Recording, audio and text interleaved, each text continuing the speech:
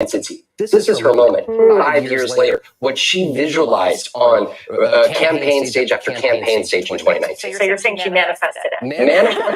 If she was ready in 2019, I would expect that she'd be ready for this moment in 2020. Okay, so for both of you, as we get closer now to the exact 2-hour mark before this debate begins, what is something, we've been teeing up for this debate for how long? I mean, since they agreed to it, right? What is something that you haven't said on television that you should be thinking about? What have you about the 10-year notebook that you're going to think about this the other day? So when Kamala Harris had her first, she announced she was running for president, and it was just like such an overwhelming. I mean, the crowd was like overwhelming. And when she came out in that first, she had a great showing. It was much like the rollout for this campaign. And I remember one of the Trump advisors. You're talking about in 2019. Yeah, I remember one of Trump's advisors saying to me, "Oh my God, we're terrified." Can you all hear me? Is it Like echoing? that would be their worst fear, would be having Donald Trump up against a black woman who is that charismatic and that persuasive. And at that point, she was not, Is it echoing? last in the polls. I mean, she was just coming out, and I think she was Okay, is it really, echoing now? she was really in her moment, and people were giving her a look. And yeah, they were terrified of how he would react to her. And so it's just kind of amazing that I think back to this, and I thought about it this morning, and I was like, let's see how it works out. So is there something to this gut feeling they all have? And exactly to Tara's point there, this has like been a long conversation. How much do you focus on Donald Trump, right? Back in 2019, I know we keep going back in history here, but there was a lot of conversation for Democrats at the time. Like, how much do you focus on Donald Trump versus focusing on the future and policy and how you can make people's lives better? Kamala Harris was somebody who never shied away from talking about Donald Trump directly. And that played into the Trump advisors' fears at those time of the day that they may have to take her on.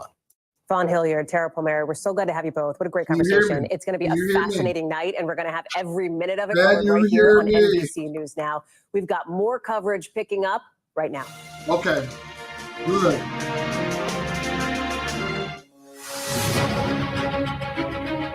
Tonight, a historic and highly anticipated matchup just hours away. She's not a good debater. She's not a smart person. If you got something to say,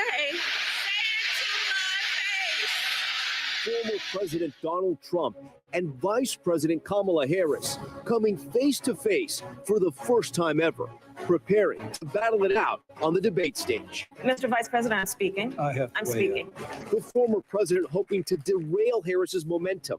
Will he revert to personal attacks? Just don't ever use the word smart with me. No puppet. No puppet. And it's pretty clear. You're the puppet. It's pretty.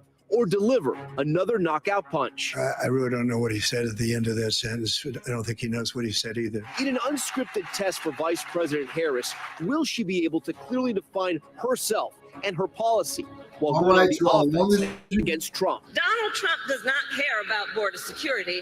He only cares about himself. Over the course of 90 minutes, the two will face off over key issues, including the economy, abortion rights, immigration, and 2 wars overseas. With millions watching, how will the candidates use this opportunity to appeal to undecided voters? Comrade Harris, you're fired. Get out of here. As both campaigns enter the home stretch of an extremely tight you all hear me race, now? this high-stakes How moment does it sound could come now? at a more critical time. Well, Tim and I have a How does message it for sound Trump. now? We're not going back. Can you hear me? This debate shift it the state better? of the race for the White House once again. You all let me know. Is it better? Countdown to the presidential debate. Let me know. From Can you hear me? Philadelphia, here's Tom Yamas. It's good? Okay, great. And good evening. In less than 2 hours, millions will see Vice President Harris and former President Trump go head-to-head. We are live tonight from the spin room just around us here, a few blocks away from the debate hall. This room will be packed when the debate is over. Surrogates from both sides making their case of who won this showdown. And we want to take a live look at the debate hall right now. This is where that showdown is going to take place. This, of course, the spin room right here, as I was talking about that earlier. The stage is set, and the countdown is on. Former President Trump and Vice President Harris will stand behind the podiums. That's a live look right now at the set of what's going to happen and where the debate is going to take place. The two podiums side by side there. Former President Trump won the virtual coin toss, so his campaign chose to select the order of closing statements, and they decided on having the final word. That means that Vice President Harris got to select podium placement. She will appear on the right and Trump on the left. Here are some of the ground rules for tonight's debate. The debate will be 90 minutes with 2 commercial breaks. There will be no live audience. Microphones will be muted when a candidate is not talking. No pre-written notes will be allowed, and campaign staff cannot interact with the candidates. So these are just some of the rules. There's a lot on the line tonight. Okay, and how could be about the now? most watched moment with just that 55 better? days to go until the Is that election. better? At this point, it's anyone's race. New polling shows the two locked in a dead heat, these results falling within the margin of error. But we're also tracking another breaking story at this hour. Tropical storm Francine, look at it right here, is barreling towards the Gulf Coast and is expected to intensify into a hurricane. The Is storm that better? taking aim Can at you New hear me Orleans, now? which is now under a hurricane watch. The outer bands already that lashing at the better? coastline, the region bracing for Let me life-threatening know. storm surge, flash flooding, and destructive winds. Thank Let's get you. right to NBC meteorologist Bill Cairns with the latest track and the timing. So, Bill, walk us through what we can expect and the latest on the storm. Yeah, Tom, 24 hours from now, we will be talking about the landfall of the storm somewhere in Louisiana, south of New Orleans. And a couple of things have changed today. First off, the storm did not get as strong as anticipated. It's still trying, but it sucked in some dry air. So that's why it's still only a tropical storm. It should become a hurricane later on tonight into early tomorrow morning, and then it'll have all day tomorrow before landfall to try to intensify. So right now, 65-mile-per-hour You winds. hear me The better Hurricane now? Center forecast does have it getting up to a strong Category 1, maybe a low-end better now? Category 2 at that landfall, which will be sometime likely right around maybe 5 to 9 p.m. local time here in southern Louisiana. So now we're trying to pinpoint what communities are going to get the worst wind damage, and that's will be near the center of the storm. The black line is the Hurricane Center forecast, but notice a lot of the lines are to the right of that, towards Morgan City or Houma, near Laplace. All of a sudden, we're getting closer to New Orleans here. So in between Baton Rouge and New Orleans is most likely a heavily populated area is going to have to go through the core of this storm, which will mean a lot of power outages guaranteed no matter what path this storm takes. Max wind gusts will be up there somewhere between 60 to 70, maybe 80 miles per hour. Of course, with all the rain, it poured again today. It's poured last week, and now we're going to get an additional 3 to 8 inches in this area, maybe up to a foot isolated. So we're going to have significant river flooding and flash flooding issues. And then, of course, we also, Tom, with all these storms, we get storm surge issues too, 5 to 10 feet to the right of that center. So the big wild card, how strong can this storm get in the next 24 hours over the warm waters of the northern Gulf of Mexico? Bill, I was going to ask you about that ground there in southern Louisiana. And as you said, it is saturated right now, which is sort of a worst case scenario for them. The good news is that this is not one of the most powerful hurricanes to hit New Orleans, at least not in the last decade. I do want to ask you, sometimes people can be taken surprised by these hurricanes. How much time did emergency responders have and meteorologists have to sort of track this hurricane or this tropical storm as it came up the Gulf Coast? Yeah, this is not a storm that's out in the Atlantic that took 7 days to get here, and we were talking about it forever. This just formed 2 days ago in the Gulf. So when storms form close to the U.S. coastline, Tom, emergency managers don't get as much prep time as they would like, but that's our reality when we have so much coastal area for the eastern United States. These storms can form right along the coast. So, 48 hours hopefully is enough time, especially since this one's not going to be a major hurricane. All right, Bill Cairns leading us off here. All right, Bill, we're watching two big stories, obviously, that hurricane forming there in the Gulf and, of course, the debate. With Francine taking aim at Louisiana, I want to turn now to Jesse Kirsch, who's actually tracking the storm from the rainy New Orleans tonight. Jesse, talk to us about if people are taking this storm seriously out there in southern Louisiana. Give me a minute. Give me a minute.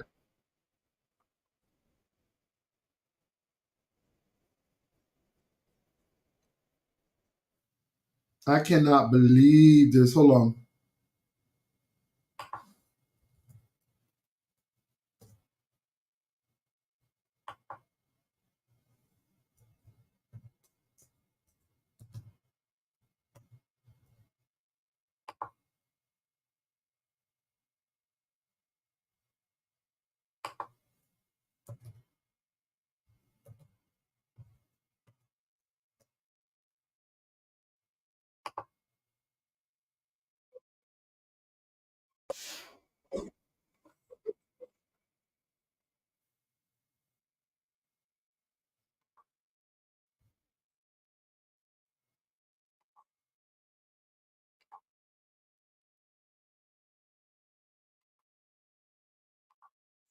The history of our country I'll do it again and even better. We are going to get to immigration and border security during this debate, but I would like to let Vice President Harris respond on the economy here.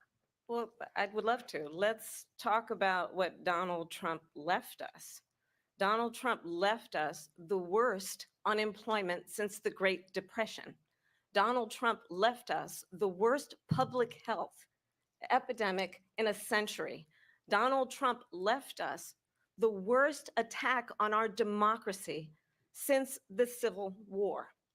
And what we have done is clean up Donald Trump's mess. What we have done and what I intend to do is build on what we know are the aspirations and the hopes of the American people. But I'm going to tell you all in this debate tonight, you're going to hear from the same old tired playbook, a bunch of lies, grievances, and name calling. What you're going to hear tonight is a detailed and dangerous plan called Project 2025 that the former president intends on implementing if he were elected again. I believe very strongly that the American people want a president who understands the importance of bringing us together, knowing we have so much more in common than what separates us. And I pledge to you to be a president for all Americans. President Trump will give you a minute here to respond. Number one, I have nothing to do, as you know, and as she knows better than anyone, I have nothing to do with Project 2025. That's out there. I haven't read it. I don't want to read it purposely. I'm not going to read it. This was a group of people that got together. They came up with some ideas, I guess some good, some bad, but it makes no difference. I have nothing to do. Everybody knows I'm an open book. Everybody knows what I'm going to do. Cut taxes very substantially and create a great economy like I did before. We had the greatest economy. We got hit with a pandemic, and the pandemic was not since 1917, where 100 million people died. Has there been anything like it? We did a phenomenal job with the pandemic. We handed them over a country where the economy and where the stock market was higher than it was before the pandemic came in. Nobody's ever seen anything like it.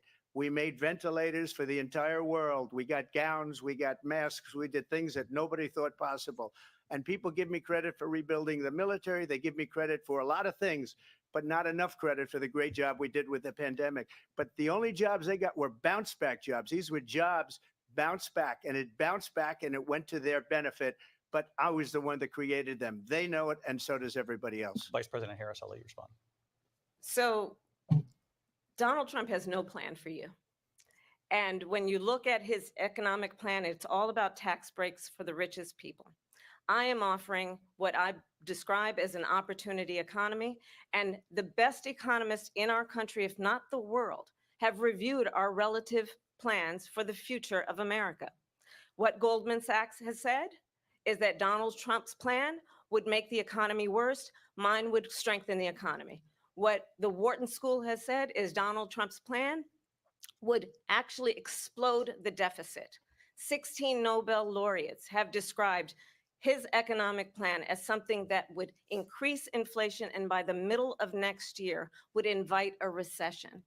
You just have to look at where we are and where we stand on the issues. And I'd invite you to know that Donald Trump actually has no plan for you because he is more interested in defending himself than he is in looking out for you.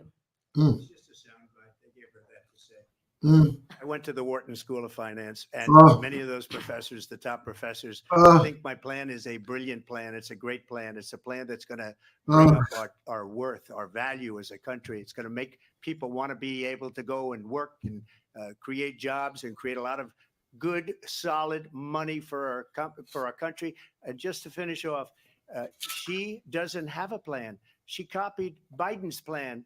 And it's like 4 sentences, like run, spot, run. 4 sentences that are just, oh, we'll try and lower taxes. She doesn't have a plan. Take a look at her plan. She doesn't have a plan. Mr. President, I do want to drill down on something you both brought up. The Vice President brought up your tariffs. You responded, and let's drill down on this because your plan is what she calls is essentially a national sales tax. Your proposal calls for tariffs, as you pointed out here, on foreign imports across the board. You recently said that you might double your plan, imposing tariffs up to 20% on goods coming into this country. As you know, many economists say that with tariffs at that level, costs are then passed on to the consumer. Vice President Harris has argued it'll mean higher prices on gas, food, clothing, medication, arguing it costs the typical family nearly $4,000 a year.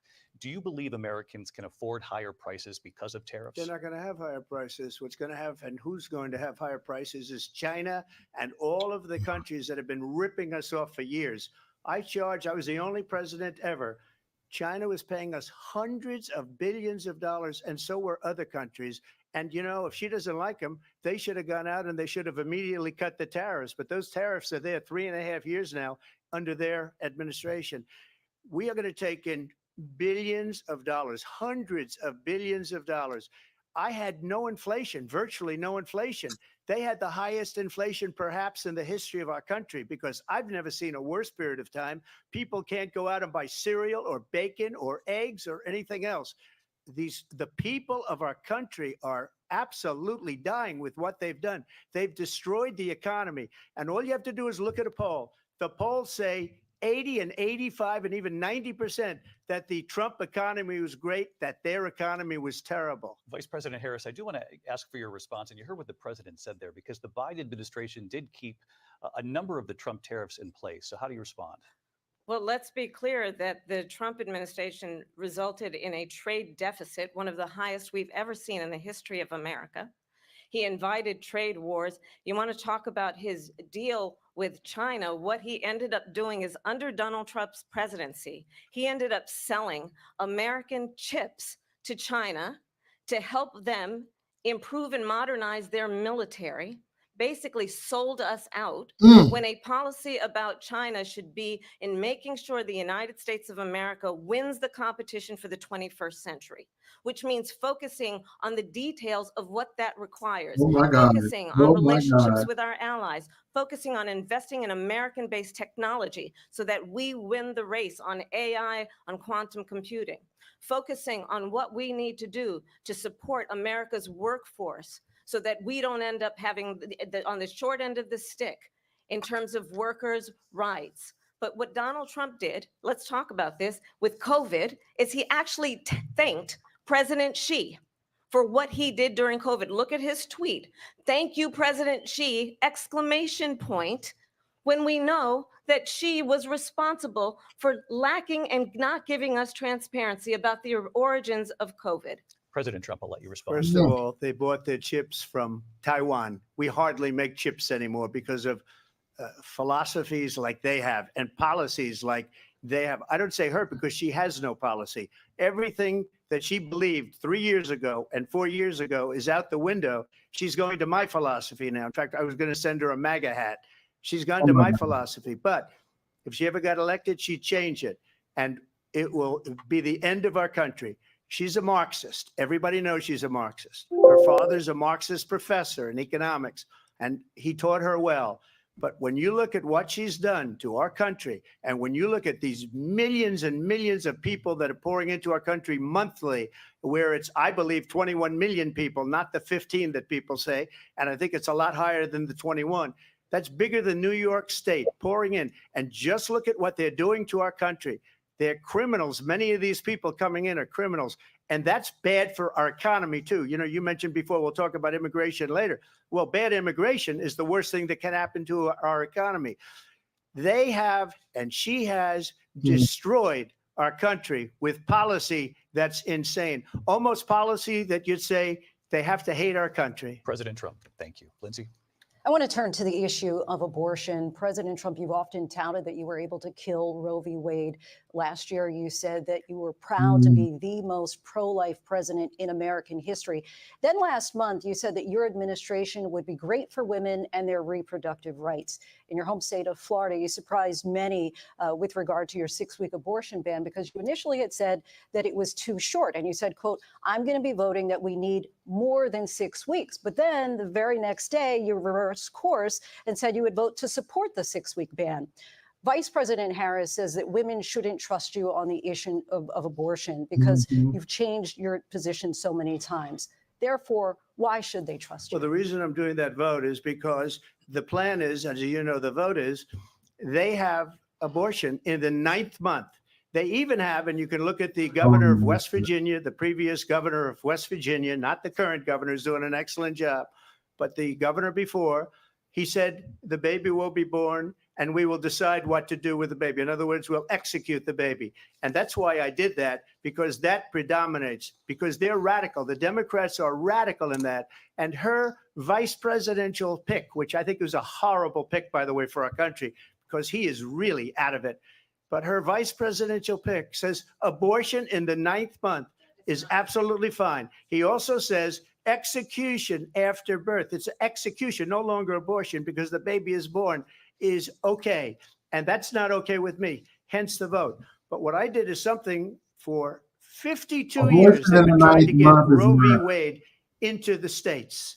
And through the genius and heart and strength of 6 Supreme Court justices, we were able to do that. Now, I believe in the exceptions for rape, incest, and life of the mother. I believe strongly in it. Ronald Reagan did also. 85% of Republicans do. Exceptions, very important.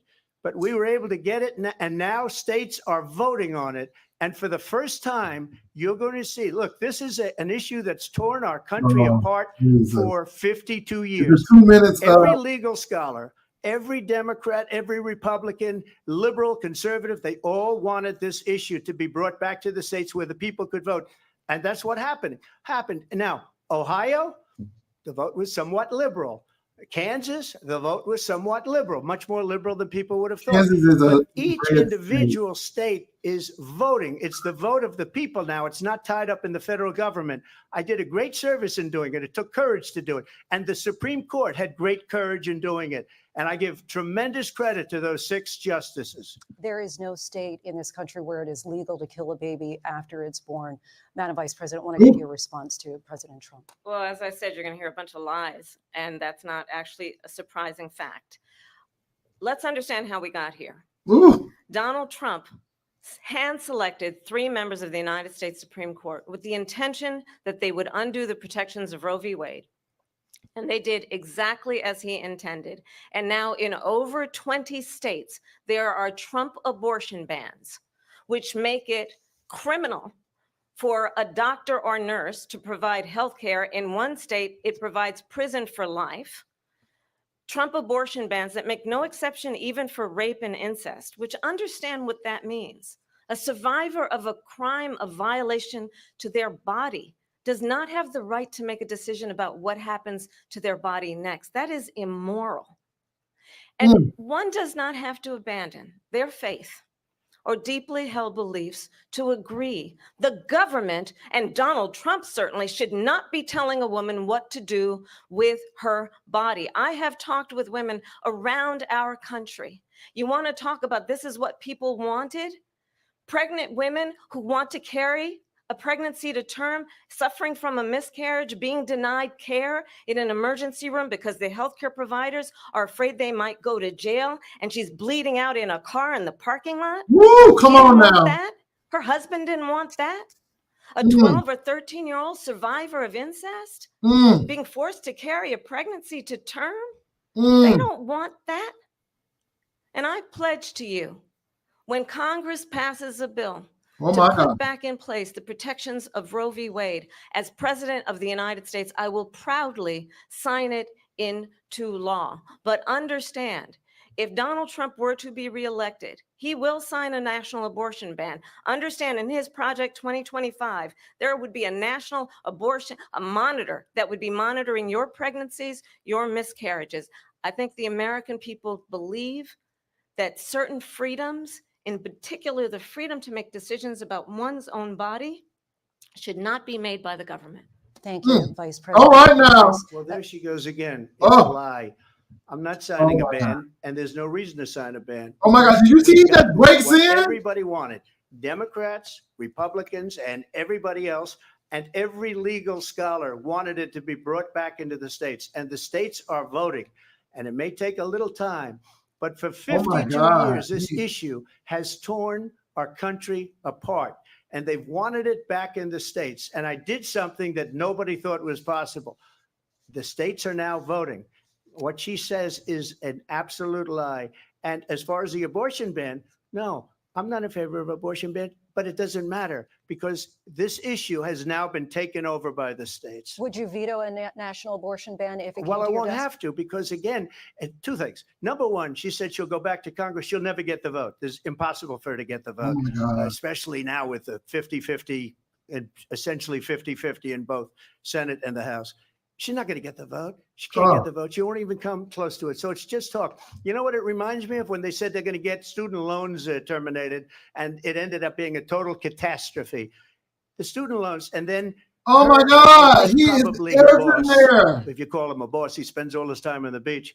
But Oh. look, her boss went out and said, we'll do it again. We'll do it a different way. And he went out, got rejected again by the Supreme Court. So all these students got taunted with this whole thing about this whole idea. And how unfair that would have been, part of the reason they lost, to the millions and millions of people that had to pay off their student loans. They didn't get it for free. But they were saying it's the same way that they talked about that they talk about abortion. But if I could just get a yes or no, because your running mate, Oh! J.D. Vance, has said that you would veto it if Oh it my did come to your God. desk. Well, I didn't discuss it with JD. In all fairness, JD, and I don't mind if he has a certain view, but I think he was speaking for me, but I really didn't. Look, we don't have to discuss it. Oh my because God. She'd never be able to get it, just like she couldn't get student loans. They couldn't Oh get my student loans. They didn't even God. come close to getting student loans. They taunted young people and a lot of Oh my other people God. that had loans. They can never get this approved. So it doesn't matter what she says about going to Congress. So wonderful. Let's go to Congress, do it. But the fact is that for years, they wanted to get it out of Congress and out of the federal government. And we did something that everybody said couldn't be done. And now you have a vote of the people on abortion. Vice President Harris, I want to give you your time to respond, but I do want to ask, would you support any restrictions on a woman's right to an abortion? I absolutely support reinstating the protections of Roe v. Wade.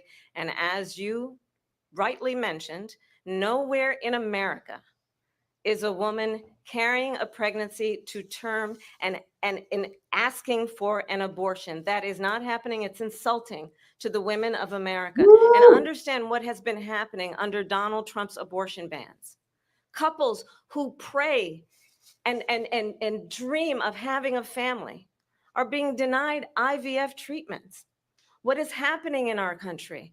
Working people, working women who are working 1 or 2 jobs, who can barely afford childcare as it is, have to travel to another state to get on a plane sitting next to strangers to go and get the health care she needs, barely can afford to do it. And what you are putting her through is unconscionable. And the people of America have not, the majority of Americans believe in a woman's right to make decisions about her own body. And that is why in every state where this issue has been on the ballot, in red and blue states both, the people of America have voted for freedom. Vice President Harris, Excuse me, I thank have you. to respond. Oh my Another God. lie. No. I have been a Oh my leader gosh. on IVF, which is fertilization. The IVF, I have been a leader. In fact, when they got a very negative decision on IVF from the Alabama courts, I saw the people of Alabama and the legislature 2 Oh my days God. later voted it in. They're gonna have I've been to a bring- leader on it. They know that, and everybody else knows it. Right. I have been a leader on fertilization, IVF. And the other thing, you should ask, will she allow abortion in the 8th month, 9th month, 7th month? Come on. Okay, would you do Oh. it?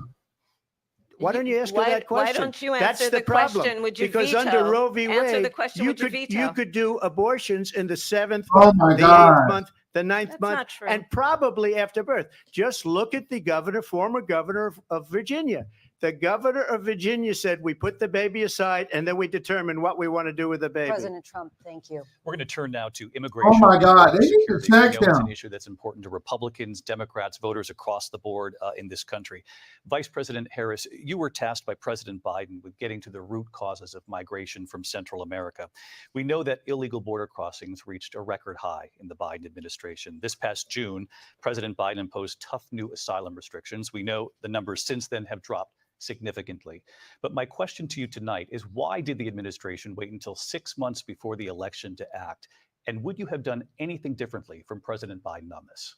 So I'm the only person on this stage who has prosecuted transnational criminal organizations for the traffic. United States Congress, including some of the most conservative members of the United States Senate, came up with a border security bill, which I supported. And that bill would have put 1,500 more border agents on the border to help those folks who are working there right now overtime, trying to do their job. It would have allowed us to stem the flow of fentanyl coming into the United States. I know there are so many families watching tonight who have been personally affected by the surge of fentanyl in our country. That bill would have put more resources to allow us to prosecute transnational criminal organizations for trafficking in guns, drugs, and human beings. But you know what happened to that bill? Donald Trump got on the phone, called up some folks in Congress and said, kill the bill. And you know why? Because he'd prefer to run on a problem instead of fixing a problem. And understand, this comes at a time where the people of our country actually need a leader who engages in solutions, who actually addresses the problems at hand. But what we have in the former president is someone who would prefer to run on a problem instead of fixing a problem. And I'll tell you something, he's going to talk about immigration a lot tonight, even when it's not the subject that is being raised. And I'm going to actually do something really unusual, and I'm going to invite you to attend one of Donald Trump's rallies, because it's a really interesting thing to watch. You will see during the course of his rallies, he talks about fictional characters like Hannibal Lecter. He will talk about windmills cause cancer. And what you will also notice is that people start leaving his rallies early out of exhaustion and boredom. And I will tell you, one thing you will not hear him talk about is you. You will not hear him talk about your needs, your dreams, and your desires. And I'll tell you, I believe you deserve a president who actually puts you first. And I pledge to you that I will. Vice President Harris, thank you. President Trump, on that point, I want to get your response. Well, I would like to respond. Let me just ask you, why did you try to kill that bill, and successfully so? That would have put thousands of additional agents and officers on the border. First, let me respond. No! She said people start leaving. People don't go to her rallies. Oh, There's no my reason to go. God. And the people that do go, she's bussing them in and paying them to be there, and then showing them in a different light. So she can't talk about that. People don't leave my rallies. We have the biggest rallies, the most incredible rallies in the history of politics. That's because people want to take their country back. Our country is being lost. We're a failing nation. And it happened 3.5 years ago. And what's going on here, you're going to end up in World War III, just to go into another subject. What they have done to our country by allowing these millions and millions of people to come into our country, and look at what's happening to the towns all over the United States. And a lot of towns don't want to talk about it. Not going to be Aurora or Springfield. A lot of towns don't want to talk about it because they're so embarrassed by it. The question is why you in signed the bill. Springfield, they're eating the dogs. The people that came in, they're eating the cats. Oh my God. They're eating the pets of the people that live there. And this is what's happening in our country. Oh my goodness. And it's a shame. As far as rallies are concerned, as far as the reason they go is they like what I say. They want to bring our country back. They want to make America great again. It's a very simple phrase, make America great again. What happened? Oh, you are. What happened? What happened? It stopped. Is it stopped anywhere else? What in the hell? No. Hold on. TXU Energy has a whole new way to save. With Live Your Free, you automatically get free energy every month. What happened?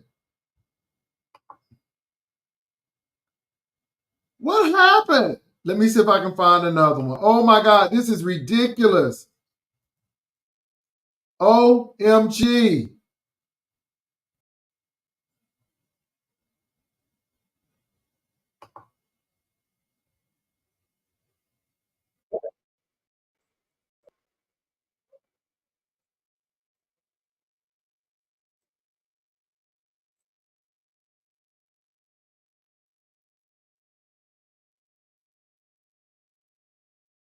Woo! Hold on. Oh my God, she is laughing at him.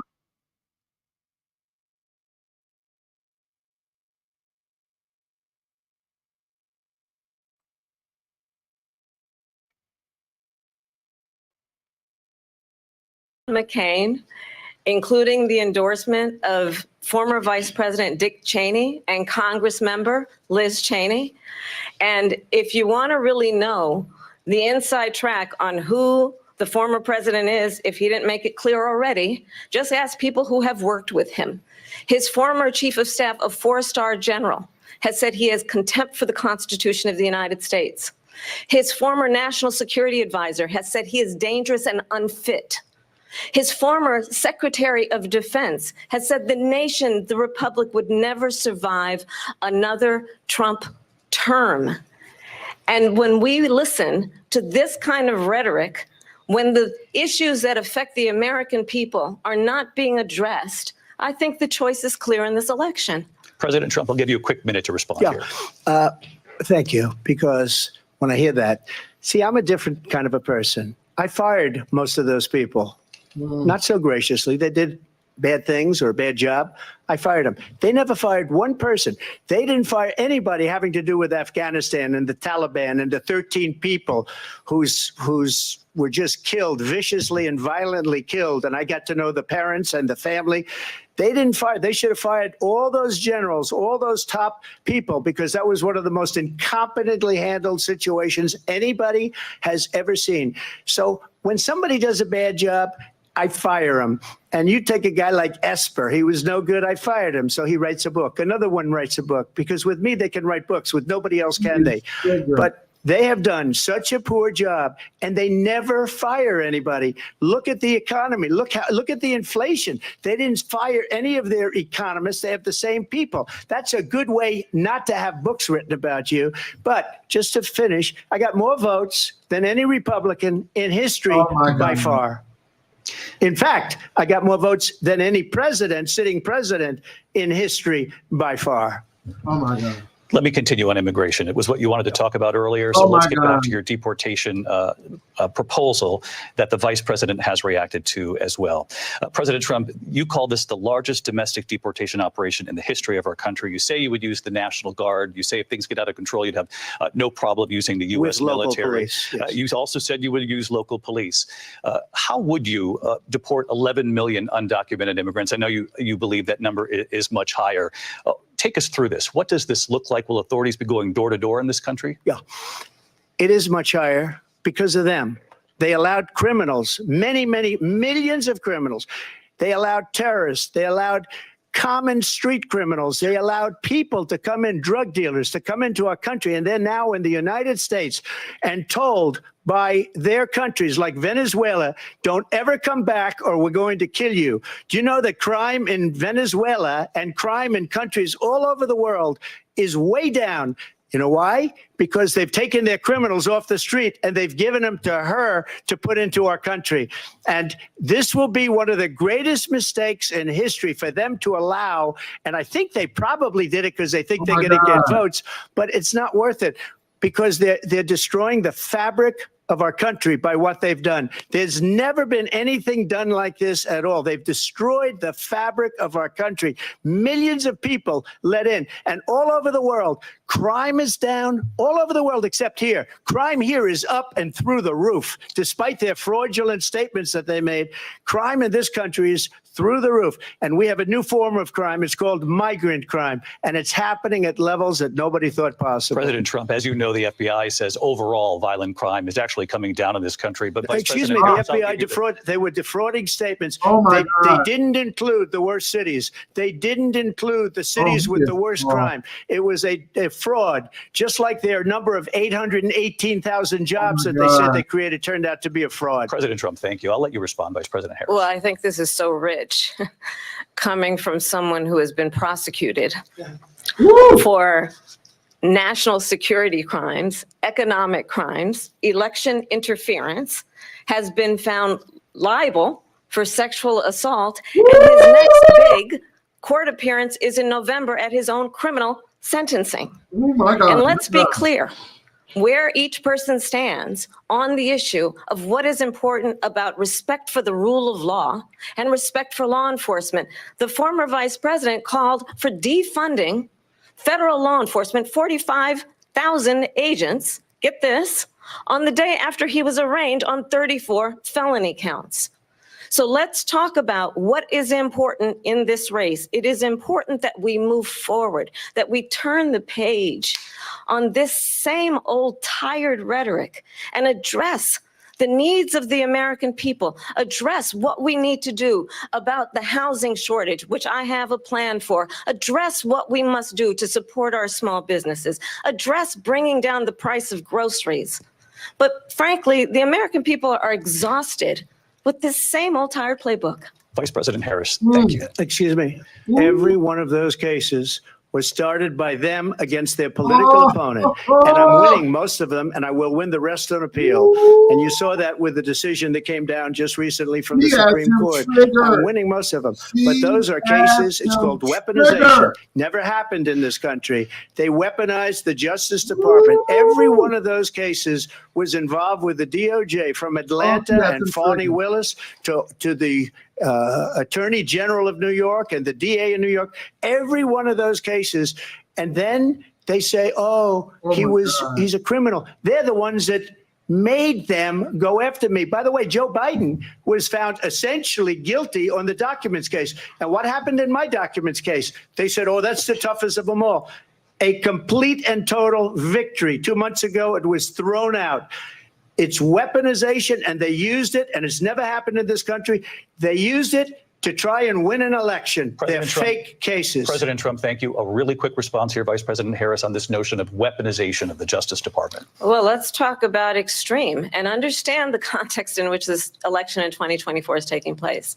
The United States Supreme Court recently ruled that the former president would essentially be immune from any misconduct if he were to enter the White House again. Understand, this is someone who has openly said he would terminate, I'm quoting, terminate the Constitution of the United States, that he would weaponize the Department of Justice against his political enemies. Someone who has openly expressed disdain for members of our military. Understand what it would mean if Donald Trump were back in the White House with no guardrails, because certainly we know now the court won't stop him. We know J.D. Vance is not going to stop him.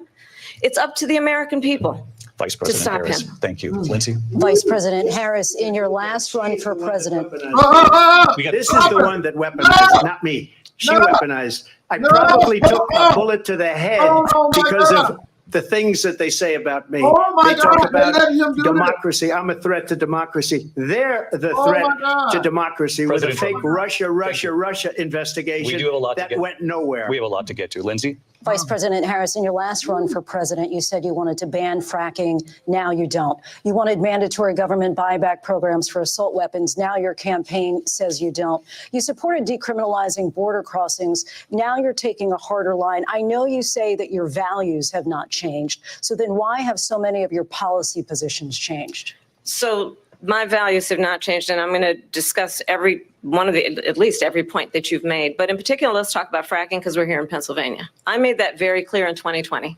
I will not ban fracking. I have not banned fracking as Vice President of the United States. And in fact, I was the tie-breaking vote on the Inflation Reduction Act, which opened new leases for fracking. My position is that we have got to invest in diverse sources of energy so we reduce our reliance on foreign oil. We have had the largest increase in domestic oil production in history because of an approach that recognizes that we cannot over-rely on foreign oil. As it relates to my values, let me tell you, I grew up a middle-class kid raised by a hardworking mother who worked and saved and was able to buy our first home when I was a teenager. The values I bring to the importance of home ownership, knowing not everybody got handed $400 million on a silver platter and then filed bankruptcy 6 times, is a value that I bring to my work to say we are going to work with the private sector and home builders to increase 3 million homes, increase by 3 million homes by the end of my first term. My work that is related to having a friend when I was in high school who was sexually assaulted by her stepfather. And my focus then on protecting women and children from violent crime is based on a value that is deeply grounded in the importance of standing up for those who are most vulnerable. My work that is about protecting Social Security and Medicare is based on long-standing work that I have done, protecting seniors from scams.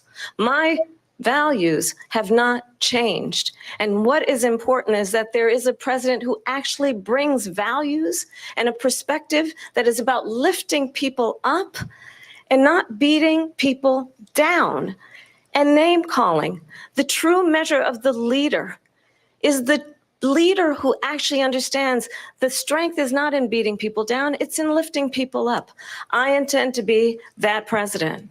President Trump, your response? First of all, I wasn't given $400 million. I wish I was. My father was a Brooklyn builder, Brooklyn, Queens, and a great father, and I learned a lot from him. But I was given a fraction of that, a tiny fraction, and I built it into many, many billions of dollars, many, many billions.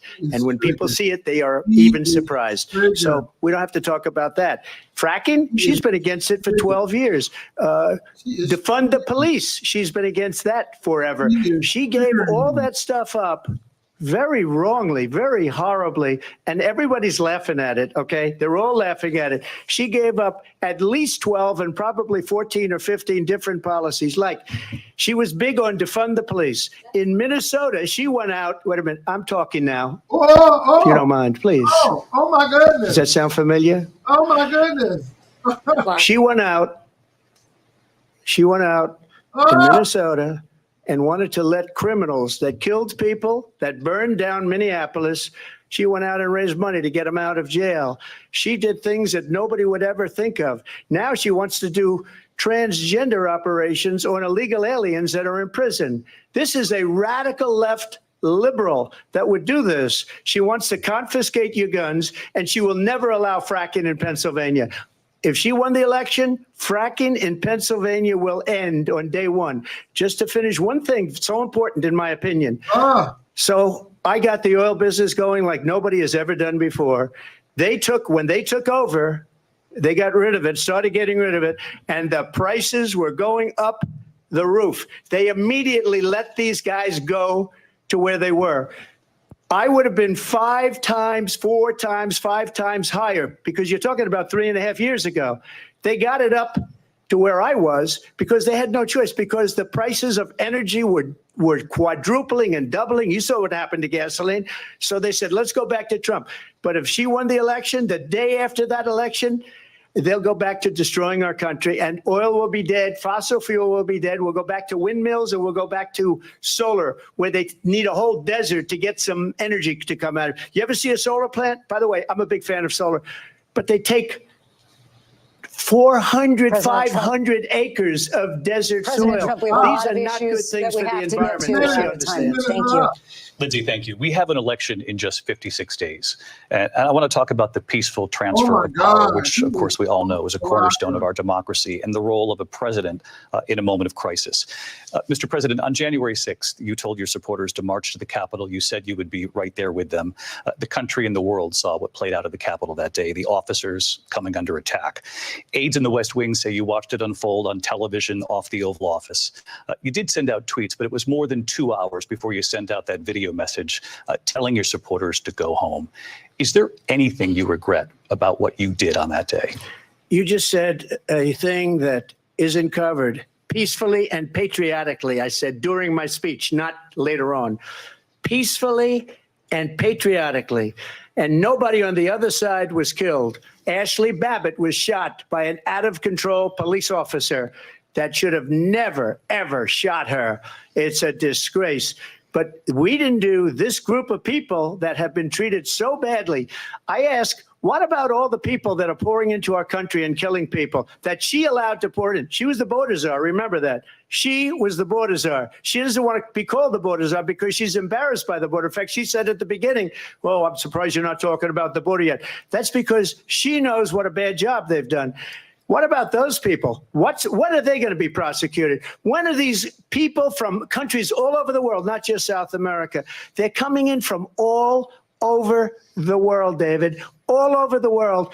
And crime rates are down all over the world because of it. But let me just when are those, David, when are those people going to be prosecuted? When are the people that burned down Minneapolis going to be prosecuted? Or in Seattle? They went into Seattle. They took over a big percentage of the city of Seattle. When are those people going to be prosecuted? But let me just ask you. Might ask her that question. You were the president. You were watching it unfold on television. It's a very simple question as we move forward toward another election. Is there anything you regret about what you did on that day? Yes, sir. I had nothing to do with that other than they asked me to make a speech. I showed up for a speech. I said, I think it's going to be big. I went to Nancy Pelosi and the mayor of Washington, D.C., and the mayor put it back in writing, as you know. I said, you know, this is going to be a very big rally or whatever you want to call it. And again, it wasn't done by me. It was done by others. I said, I'd like to give you 10,000 National Guard or soldiers. They rejected me. Nancy Pelosi rejected me. It was just 2 weeks ago, her daughter has a tape of her saying she is fully responsible for what happened. They want to get rid of that tape. It would have never happened if Nancy Pelosi and the mayor of Washington did their jobs. I wasn't responsible for security. Nancy Pelosi was responsible. She didn't do her job. The question was about you as president, not about former Speaker Pelosi, but I do want Vice President Harris to respond here. I was at the Capitol on January 6th. I was the vice president-elect. I was also an acting senator. I was there. And on that day, the president of the United States incited a violent mob to attack our nation's capital, to desecrate our nation's capital. On that day, 140 law enforcement officers were injured, and some died. And understand, the former president has been indicted and impeached for exactly that reason. But this is not an isolated situation. Let's remember Charlottesville, where there was a mob of people carrying tiki torches, spewing anti-Semitic hate. And what did the president then at the time say? There were fine people on each side. Let's remember that when it came to the Proud Boys, a militia, the president said, the former president said, stand back and stand by. So for everyone watching who remembers what January 6th was, I say, we don't have to go back. Let's not go back. We're not going back. It's time to turn the page. And if that was a bridge too far for you, well, there is a place in our campaign for you to stand for country, to stand for our democracy, to stand for rule of law, and to end the chaos, and to end the approach that is about attacking the foundations of our democracy because you don't like the outcome. And be clear on that point. Donald Trump, the candidate, has said in this election there will be a bloodbath if this and the outcome of this election is not to his liking. Let's turn the page on this. Let's not go back. Let's chart a course for the future and not go backwards to the past. Let me just follow up here. It was a different term, and it was a term that related to energy because they have destroyed our energy business. That was where bloodbath was. Also, in Charlottesville, that story has been, as you would say, debunked. Laura Ingraham, Sean Hannity, Jessica, all of these people, they covered it. If they go an extra sentence, they will see it was perfect. It was debunked in almost every newspaper, but they still bring it up, just like they bring 2025 up. They bring all of this stuff up. I ask you this, you talk about the Capitol. Why are we allowing these millions of people to come through on the southern border? How come she's not doing anything? And I'll tell you what I would do, and I would be very proud to do it. I would say we would both leave this debate right now. I'd like to see her go down to Washington, D.C. during this debate because we're wasting a lot of time. Go down to, because she's been so bad, it's so ridiculous. Go down to Washington, D.C. and let her sign a bill to close up the border because they have the right to do it. They don't need bills. They have the right to do it. The president of the United States, you'll get him out of bed. You'll wake him up at 4 o'clock in the afternoon. You'll say, come on down to the office. Let's sign a bill. If he signs a bill that the border is closed, all he has to do is say it to the Border Patrol, who are phenomenal. If they do that, the border is closed. Mr. Those President, people are killing many people, unlike J6. We talked immigration here tonight. I do want to focus on this next issue to both of you because it really brings us this into focus, truth in these times that we're living in. Mr. President, for 3.5 years after you lost the 2020 election, you repeatedly falsely claimed that you won, many times saying you won in a landslide.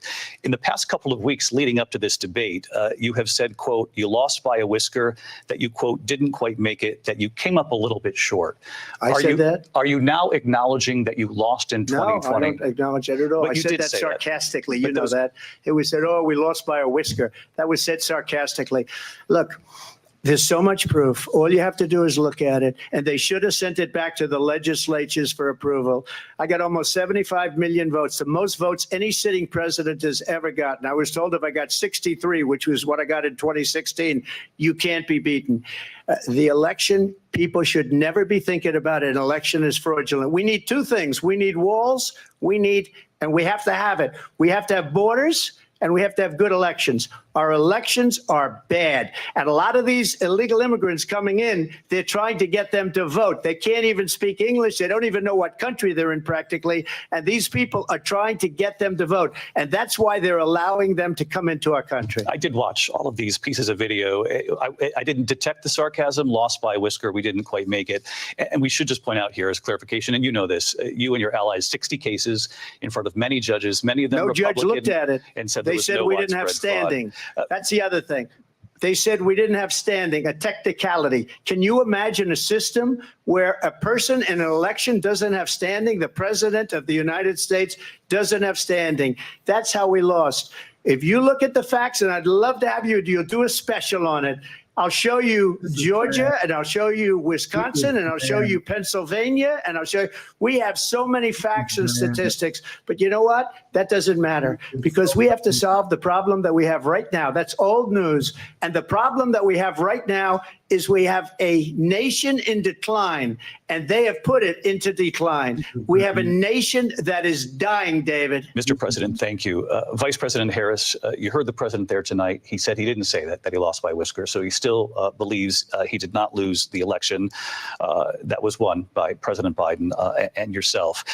But I do want to ask you about something that's come up in the last couple of days. This was a post from President Trump about this upcoming election just weeks away. He said, when I win, those people who cheated, and then he lists donors, voters, election officials, he says will be prosecuted to the fullest extent of the law, which will include long-term prison sentences.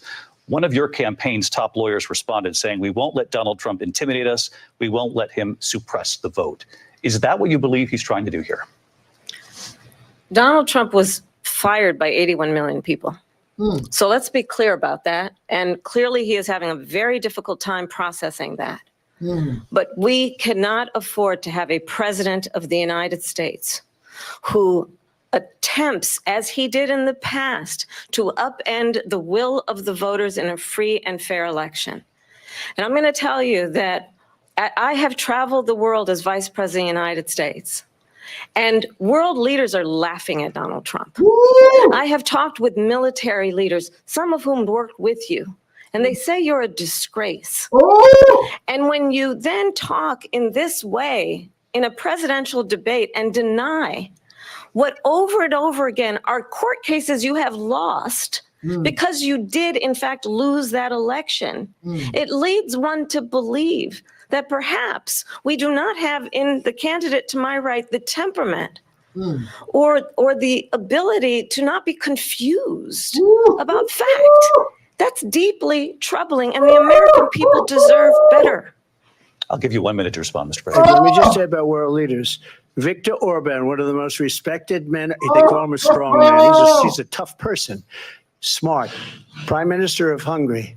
They said, why is the whole world blowing up? 3 years ago, it wasn't. Why is it blowing up? He said, because you need Trump back as president. They were afraid of him. China was afraid, and I don't like to use the word afraid, but I'm just quoting him. China was afraid of him. North Korea was afraid of him. Look at what's going on with North Korea, by the way. He said Russia was afraid of him. I ended the Nord Stream 2 pipeline, and Biden put it back on day one, but he ended the XL pipeline.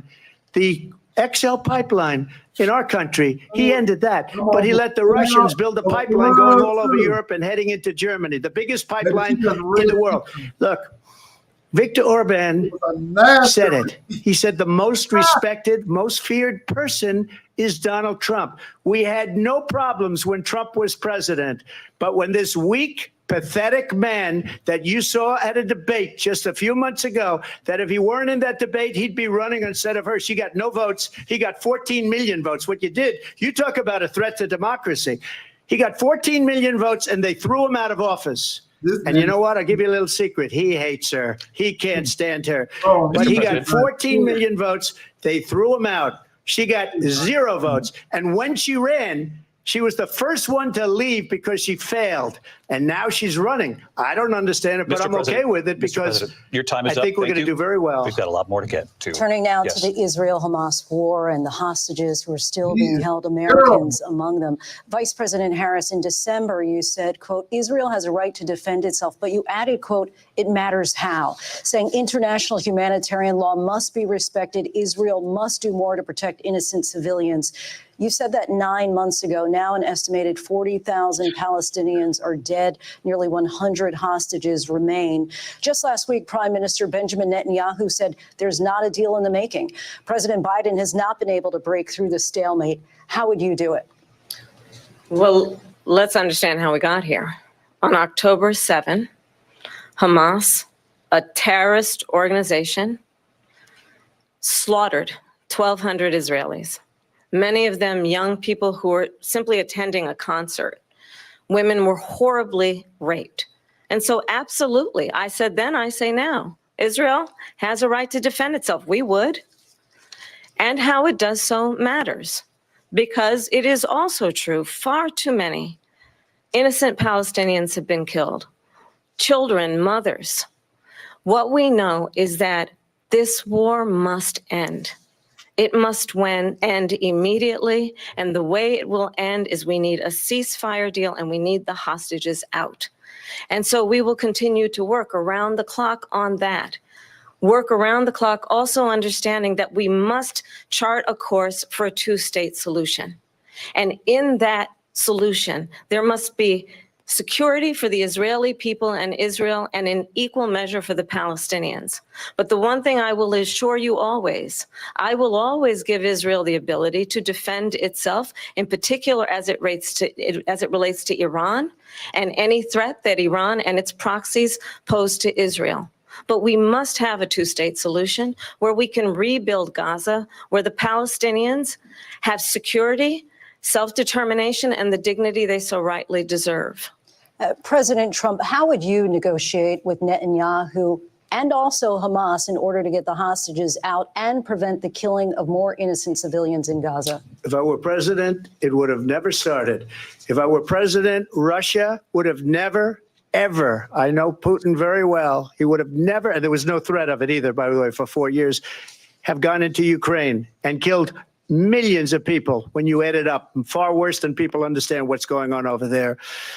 But when she mentions about Israel, all of a sudden, she hates Israel. She wouldn't even meet with Netanyahu when he went to Congress to make a very important speech. She refused to be there because she was at a sorority party of hers. She wanted to go to the sorority party. She hates Israel. If she's president, I believe that Israel will not exist within 2 years from now. And I've been pretty good at predictions, and I hope I'm wrong about that one. She hates Israel. At the same time, in her own way, she hates the Arab population because the whole place is going to get blown up. Arabs, Jewish people, Israel will be gone. It would have never happened. Iran was broke under Donald Trump. Now Iran has $300 billion because they took off all the sanctions that I had. Iran had no money for Hamas or Hezbollah or any of the 28 different spheres of terror. And they are spheres of terror, horrible terror. They had no money. It was a big story, and you know it. You covered it very well, actually. They had no money for terror. They were broke. Now they're a rich nation, and now what they're doing is they're spreading that money around. Look at what's happening with the Houthis and Yemen. Look at what's going on in the Middle East. This would have never happened. I will get that settled and fast, and I'll get the war with Ukraine and Russia ended. If I'm president-elect, I'll get it done before even becoming president. Vice President Harris, he says you hate Israel. That's absolutely not true. I have my entire career and life supported Israel and the Israeli people. He knows that. He's trying to, again, divide and distract from the reality, which is it is very well known that Donald Trump is weak and wrong on national security and foreign policy. It is well known that he admires dictators, wants to be a dictator on day one, according to himself. It is well known that he said of Putin that he can do whatever the hell he wants and go into Ukraine. It is well known that he said when Russia went into Ukraine, it was brilliant. It is well known he exchanged love letters with Kim Jong-un. And it is absolutely well known that these dictators and autocrats are rooting for you to be president again because they're so clear. They can manipulate you with flattery and favors.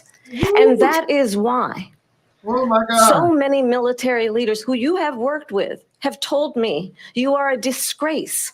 That is why we understand that we have to have a president who is not consistently weak and wrong on national security, including the importance of upholding and respecting in highest regard our military. Vice President Harris, thank you. They're the ones, and she's the one that caused it, that's weak on national security by allowing every nation last month for the year, 168 different countries sending people into our country. Their crime rates are way down. Putin endorsed her last week, said, I hope she wins. And I think he meant it because what he's gotten away with is absolutely incredible. It wouldn't have happened with me. The leaders of other countries think that they're weak and incompetent, and they are. They're grossly incompetent. And I just ask one question. Why does Biden go in and kill the Keystone Pipeline and approve the single biggest deal that Russia's ever made, Nord Stream 2, the biggest pipeline anywhere in the world going to Germany and all over Europe? Because they're weak and they're ineffective. And Biden, by the way, President gets paid Trump, a lot of money. Thank you. We have a lot of issues to get to. We'll be right back with much more of this historic ABC News presidential debate from the National Constitution Center right here in Philadelphia. Back in a moment. He is unhinged. He is wrong. The ABC News presidential debate will continue after this. To overtalk. So I'll be right back, y'all.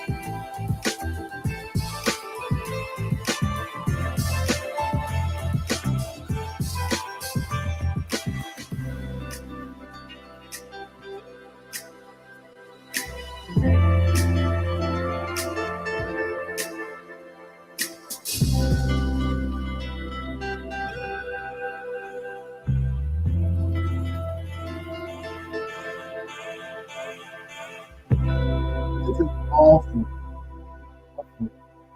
she is hitting him where it hurts. He's not ready for this.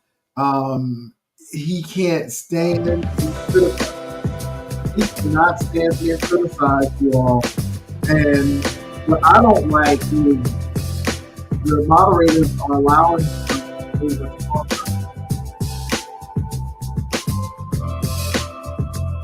Crazy. Thank you, spoken word. Wait for this person to be over.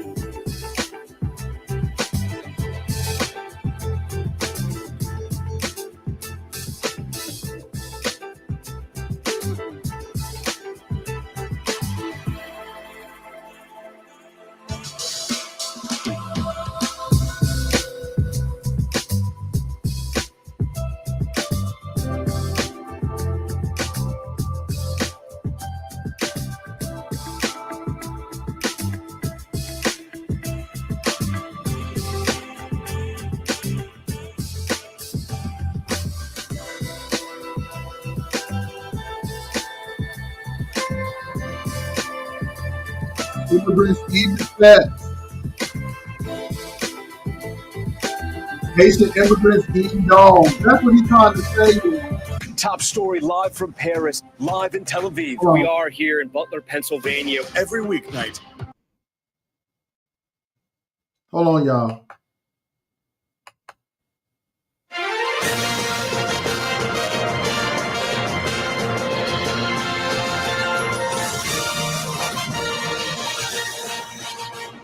Welcome to Meet the Press Now. I'm Kristen Welker at NBC Election Headquarters in New York as we gear up for a potentially election-defining moment with just 56 days to go. The stage is now set, and we're getting our first look at it just hours from the start of the first presidential debate between Vice President Harris and former President Trump in Philadelphia. The Harris campaign... Give me a minute, you all. Give me a minute.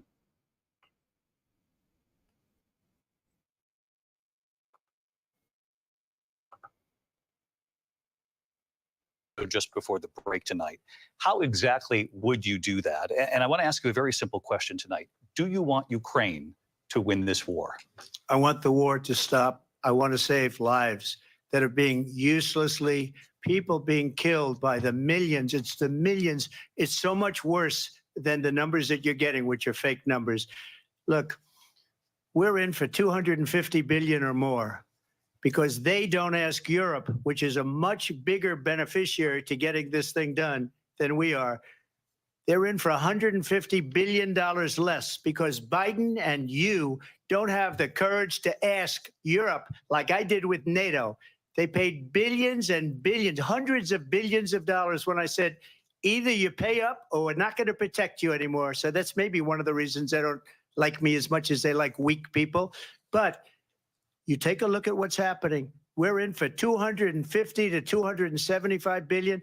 They're into 100 to 150. They should be forced to equalize. With that being said, I want to get the war settled. I know Zelensky very well, and I know Putin very well. I have a good relationship, and they respect your president, okay? They respect me. They don't respect Biden. How would you respect him? Why? For what reason? He hasn't even made a phone call in 2 years to Putin, hasn't spoken to anybody. Oh my They don't even God. try and get it. That is a war that's dying to be settled. I will get it settled before I even become president. If I win, when I'm president-elect, and what I'll do is I'll speak to one, I'll speak to the other, I'll get them together. That war would have never happened.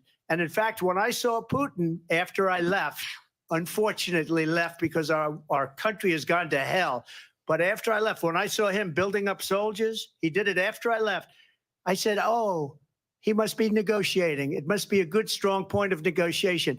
Well, it wasn't, because Biden had no idea how to talk to him. He had no idea how to stop it. And now you have millions of people dead, and it's only getting worse, and it could lead to World War III. Don't kid yourself, David. We're playing with World War III, and we have a president that we don't even know if where is our president? We don't even know if he's a president. And just to clarify they here, threw him out of a campaign like a dog. We don't even know. Is he our president? But we have a president, Mr. President, that doesn't know he's alive. your time is up.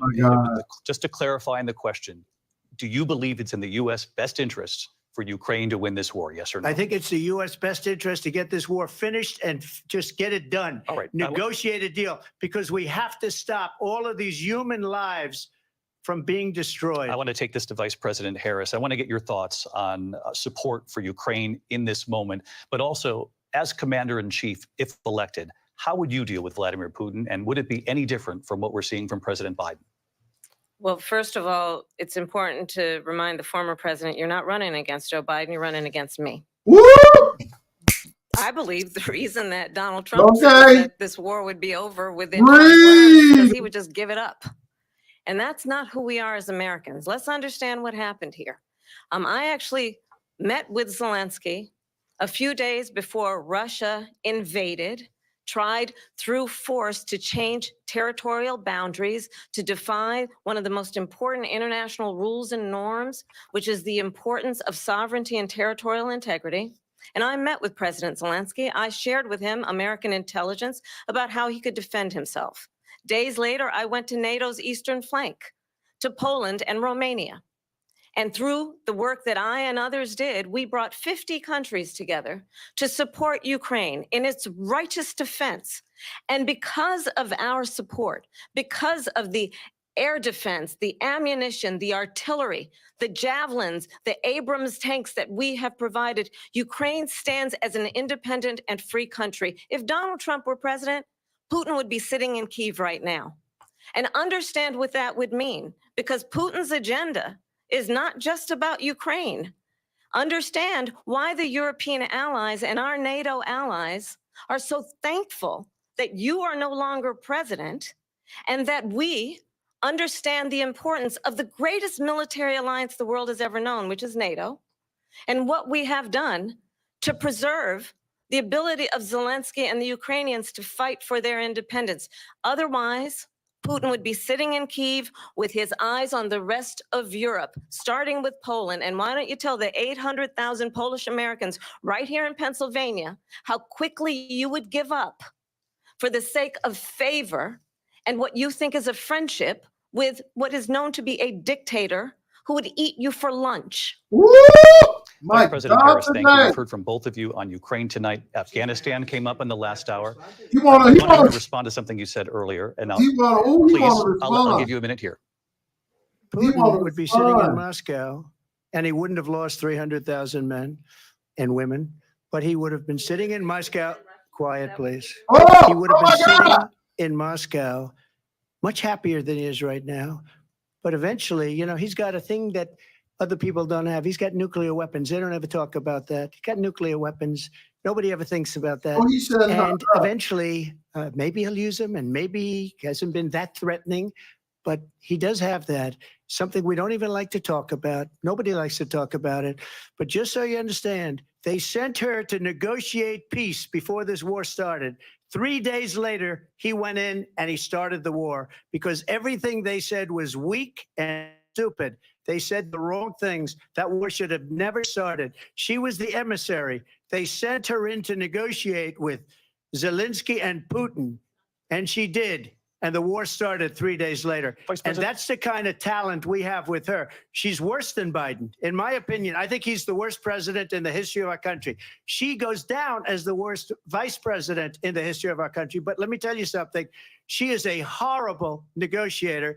They sent her in to negotiate. As soon as they left, Putin did the invasion. President Trump, thank you. You did bring up something. You said she went to negotiate with Vladimir Putin. Vice President Harris, have you ever met Vladimir Putin? Can you clarify tonight? Yet again, I said it at the beginning of this debate, you're going to hear a bunch of lies coming from this fellow. And that is another one. When I went to meet with President Zelensky, I've now met with him over 5 times. The reality is it has been about standing as America always should, as a leader upholding international rules and norms, as a leader who shows strength, understanding that the alliances we have around the world are dependent on our ability to look out for our friends and not favor our enemies because you adore strongmen instead of caring about democracy. And that is very much what is at stake here. The President of the United States is commander-in-chief, and the American people have a right to rely on a president who understands the significance of America's role and responsibility in terms of ensuring that there is stability and ensuring we stand up for our principles and not sell them for the benefit of personal flattery. We've talked about Ukraine and Vladimir Putin. I do want to talk about Afghanistan. It came up in the first hour of this debate. I want to move on to Afghanistan. Stoltenberg said Trump did the most amazing thing I've ever seen. He got these countries, the 28 countries at the time. Oh my God! He said, "I've never seen." He's the head of NATO. He said, "I've never seen." For years, we were paying almost all of NATO. We were being ripped off by European nations, both on trade and on NATO. I got them to pay up by saying one of the statements you made before: if you don't pay, we're not going to protect you. Otherwise, we would have never gotten it. He said it was one of the most incredible jobs that he's ever seen done. Thank you. I want to turn to Afghanistan. It came up in the first hour of the debate, and we witnessed a poignant moment today on Capitol Hill, honoring the soldiers who died in the chaotic withdrawal from Afghanistan. I do want to ask the Vice President, do you believe you bear any responsibility in the way that withdrawal played out? Well, I will tell you, I agreed with President Biden's decision to pull out of Afghanistan. 4 presidents said they would, and Joe Biden did. And as a result, America's taxpayers are not paying the $300 million a day we were paying for that endless war. And as of today, there is not one member of the United States military who is in active duty in a combat zone in any war zone around the world, the first time this century. But let's understand how we got to where we are.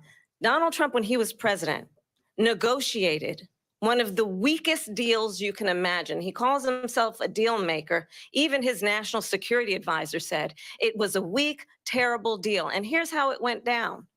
He bypassed the Afghan government. He negotiated directly with a terrorist organization called the Taliban. Ooh. The negotiation involved the Taliban getting 5,000 Taliban terrorists released. And get this, and the president at the time invited the Taliban to Camp David, a place of storied significance for us as Americans, a place where we honor the importance of American diplomacy, where we invite and receive respected world leaders. And this former president, as president, invited them to Camp David because he does not, again, appreciate the role and responsibility of the President of the United States to be commander-in-chief with a level of respect. And this gets back to the point of how he has consistently disparaged and demeaned members of our military, fallen soldiers, and the work that we must do to uphold the strength and the respect of the United States of America around the world. Vice President Harris, thank you. President Trump, your response to her saying that you began the negotiations with the Taliban. So if you take a look at that period of time, the Taliban was killing our soldiers, a lot of them, with snipers. And I got involved with the Taliban because the Taliban was doing the killing. That's the fighting force within Afghanistan. They don't bother doing that because, you know, they deal with the wrong people all the time. But I got involved. And Abdul is the head of the Taliban. He is still the head of the Taliban. And I told Abdul, don't do it anymore. You do it anymore, you're going to have problems. And he said, why do you send me a picture of my house? I said, you're going to have to figure that out, Abdul. And for 18 months, we had nobody killed. We did have an agreement negotiated by Mike Pompeo. It was a very good agreement. The reason it was good, it was we were getting out. We would have been out faster than them, but we wouldn't have lost the soldiers. We wouldn't have left many Americans behind, and we wouldn't have left $85 billion worth of brand new, beautiful military equipment behind. And just to finish, they blew it. The agreement said you have to do this, this, this, this, this, and they didn't do it. They didn't do it. The agreement was terminated by us because they didn't do what they were supposed to do. I want to move on. And these people did the worst withdrawal, and in my opinion, the most embarrassing moment in the history of our country. And by the way, that's why Russia attacked Ukraine, because they saw how incompetent she and her boss are. President Trump, thank you. I want to move on now to race and politics in this country. Mr. President, you recently said of Vice President Harris, quote, "I didn't know she was Black until a number of years ago when she happened to turn Black, and now she wants to be known as Black." I want to ask a bigger picture question here tonight. Why do you believe it's appropriate to weigh in on the racial identity of your opponent? I don't, and I don't care. I don't care what she is. I don't care. You make a big deal out of something. I couldn't care less. Whatever she wants to be is okay with me. But those were your words. So I'm asking. I don't know. I mean, all I can say is I read where she was not Black, that she put out, and I'll say that. And then I read that she was Black, and that's okay. Either one was okay with me. That's up to her. That's up to her. Vice President Harris, your thoughts on this? I think it's, I mean, honestly, I think it's a tragedy that we have someone who wants to be president who has consistently, over the course of his career, attempted to use race to divide the American people.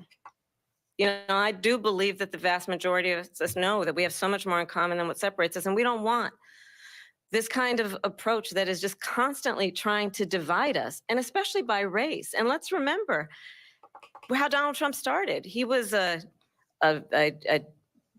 land, he owned buildings, and he was investigated because he refused to rent property to Black families.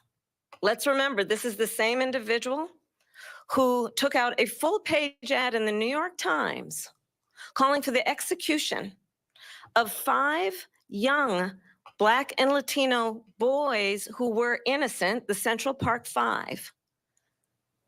Took out a full-page ad calling for their execution. This is the same individual who spread birther lies about the first Black president of the United States. And I think the American people want better than that, want better than this, want someone who understands, as I do, I travel our country. We see in each other a friend. We see in each other a neighbor. We don't want a leader who is constantly trying to have Americans point their fingers at each other. I meet with people all the time who tell me, can we please just have discourse about how we're going to invest in the aspirations and the ambitions and the dreams of the American people? Knowing that regardless of people's color or the language their grandmother speaks, we all have the same dreams and aspirations and want a president who invests in those, not in hate and division. Vice President Harris, thank you. Lindsay? President Trump, this is now your 3rd time. This is the most divisive presidency in the history of our You country. see what they let There's him never been do? Oh anything my God! like I it. know they They're let destroying him. our country. Oh my And God! they come this up with is things so- like what she just said. Going back many, many years, when a lot of people, including Mayor Bloomberg, agreed with me on the Central Park 5, they admitted, they said, they pled guilty. And I said, well, if they pled guilty, they badly hurt a person, killed a person ultimately. And if they pled guilty, then they pled, we're not guilty. But this is a person that has to stretch back years, 40, 50 years ago, because there's nothing now. I built one of the greatest economies in the history of the world, and I'm going to build it again. It's going to be bigger, better, and stronger. But they're destroying our economy. They have no idea what a good economy is. Their oil policies, every single policy. And remember this, she is Biden. You know, she's trying to get away from Biden. I don't know the gentleman, she says. She is Biden. The worst inflation we've ever had, a horrible economy because inflation has made it so bad, and she can't get away with that. Thank you. Your time's up. I want to respond to that, though. I want to just respond briefly. Clearly, I am not Joe Biden, and I am certainly not Donald Trump. And what I do offer is a new generation of leadership for our country, one who believes in what is possible, one who brings a sense of optimism about what we can do instead of always disparaging the American people. I believe in what we can do to strengthen our small businesses, which is why I have a plan. Let's talk about our plans and let's compare the plans. I have a plan to give startup businesses $50,000 tax deduction to pursue their ambitions, their innovation, their ideas, their hard work. I have a plan, $6,000 That's for right. young families for the first year of your child's life to help you in that most critical stage of your child's development. I have a plan that is about allowing people to be able to pursue what has been fleeting in terms of the American dream by offering a help with down payment of $25,000 down payment assistance for first-time home buyers. That's the kind of conversation, I believe, David, that people really want tonight, as opposed to a conversation that is constantly about belittling and name calling. Let's turn the page. Vice President and move Harris, forward. thank you. Let's turn to policy. President Let's Trump, turn back we to have policy. to move on. President Trump. Let's turn to policy, She has please. a plan to defund the police. She has a plan to confiscate everybody's gun. President Trump, she we has do a have to plan move to on to not other allow issues. fracking in Pennsylvania or anywhere else. Okay, That's what her plan is until just recently. I just need Lindsay, to go ahead. respond President because Trump, no, the President former Trump. president has said No, I'm something sorry. twice that I need to No, respond to. I'm sorry. We're I gonna just need to move respond on, Vice one President time Harris. to what he has President said Trump, this multiple is times. now your Yes. third time running for president. You have long vowed to repeal and replace the Affordable Care Act, also known as Obamacare. You have failed to accomplish that. You now say you're going to keep Obamacare, quote, unless we can do something much better. Last month, you said, quote, we're working on it. So tonight, 9 years after you first started running, do you have a plan? And can you tell us what it is? Obamacare was lousy health care, always was. It's not very good today. And what I said, that if we come up with something, and we are working on things, we're going to do it and we're going to replace it. But remember this, I inherited Obamacare because Democrats wouldn't change it. They wouldn't vote for it. They were unanimous. They wouldn't vote to change it. If they would have done that, we would have had a much better plan than Obamacare. But the Democrats came up. They wouldn't vote for it. I had a choice to make when I was president. Do I save it and make it as good as it can be, never going to be great, or do I let it rot? And I felt I had an obligation, even though politically it would have been good to just let it rot and let it go away. I decided, and I told my people, the top people, and they're very good people. I have a lot of good people in that administration. We read about the bad ones. We had some real bad ones too, and so do they. They have really bad ones. The difference is they don't get rid of them. But let me just explain. I had a choice to make. Do I save it and make it as good as it can be, or do I let it rot? And I saved it. I did the right thing. But it's still never going to be great, and it's too expensive for people. And what we will do is we're looking at different plans. If we can come up with a plan that's going to cost our people, our population, less money and be better health care than Obamacare, then I would absolutely do it. But until then, I'd run it as good as it can be run. So just a yes or no, you still do not have a plan. I have concepts of a plan. I'm not president right now. But if we come up with something, I would only change it if we come up with something that's better and less expensive. And there are concepts and options we have to do that. And you'll be hearing about it in the not too distant future. Vice President Harris, in 2017, you supported Bernie Sanders' proposal to do away with private insurance and create a government-run healthcare system. 2 years later, you proposed a plan that included a private insurance option. What is your plan today? Well, first of all, I absolutely support, and over the last 4 years as vice president, private healthcare options. But what we need to do is maintain and grow the Affordable Care Act. But I'll get to that, Lindsay. I just need to respond to a previous point that the former president has made. I've made very clear my position on fracking. And then this business about taking everyone's guns away. Tim Walz and I are both gun owners. We're not taking anybody's guns away. So stop with the continuous lying about this stuff. As it relates to the Affordable Care Act, understand, let's just look at the history to know where people stand. When Donald Trump was president, 60 times he tried to get rid of the Affordable Care Act. 60 times. I was a senator at the time when I will never forget the early morning hours when it was up for a vote in the United States Senate. And the late, great John McCain, who you have disparaged as being, you don't like him, you said at the time, because he got caught. He was an American hero. The late, great John McCain, I will never forget that night, walked onto the Senate floor and said, no, you don't. No, you don't. No, you don't get rid of the Affordable Care Act. You have no plan. And what the Affordable Care Act has done is eliminate the ability of insurance companies to deny people with pre-existing conditions. I don't have to tell the people watching tonight, you remember what that was like? Remember when an insurance company could deny if a child had asthma, if someone was a breast cancer survivor, if a grandparent had diabetes? And thankfully, as I've been vice president and we over the last 4 years have strengthened the Affordable Care Act, we have allowed for the first time Medicare to negotiate drug prices on behalf of you, the American people. Donald Trump said he was going to allow Medicare to negotiate drug prices. He never did. We did. And now we have capped the cost of insulin at $35 a month. Since I've been vice president, we have capped the cost of prescription medication for seniors at $2,000 a year. And when I am president, we will do that for all people, understanding that the value I bring to this is that access to health care should be a right and not just a privilege of those who can afford it. And the plan has to be to strengthen the Affordable Care Act, not get rid of it.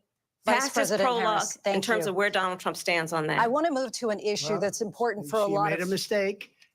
Number one, John McCain fought Obamacare for 10 years. Oh, no, he But didn't. it wasn't only him. It were all of the Democrats that kept it going.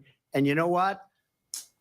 We can do much better than Obamacare, much less money. But she won't improve private insurance for people, private medical insurance. That's another thing she doesn't want to get. President People Trump- are paying privately for insurance that have worked hard and made money, and they want to have private. She wants everybody to be on government insurance where you wait 6 months for an operation that you need immediately. President Trump, thank you. We have another issue that we'd like to get to that's important for a number of Americans, in particular younger voters, and that's climate change. President Trump, with regard to the environment, you say that we have to have clean air and clean water. Vice President Harris, you call climate change an existential threat. The question to you both tonight is, what would you do to fight climate change? And Vice President Harris, we'll start with you. 1 minute for you each. Well, the former president had said that climate change is a hoax. And what we know is that it is very real. You ask anyone who lives in a state who has experienced these extreme weather occurrences, who now is either being denied home insurance or it's being jacked up. You ask anybody who has been the victim of what that means in terms of losing their home, having nowhere to go.